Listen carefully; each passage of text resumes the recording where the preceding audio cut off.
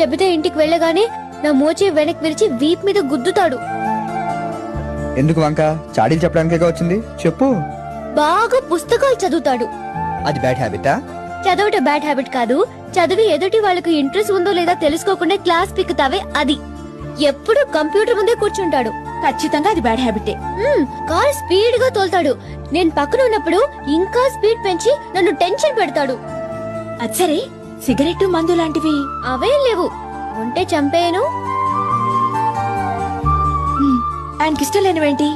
అది వద్దు, నేను చెప్తే మీరు ఫీల్ అవుతారు. పర్వాలేదు, చెప్పండి.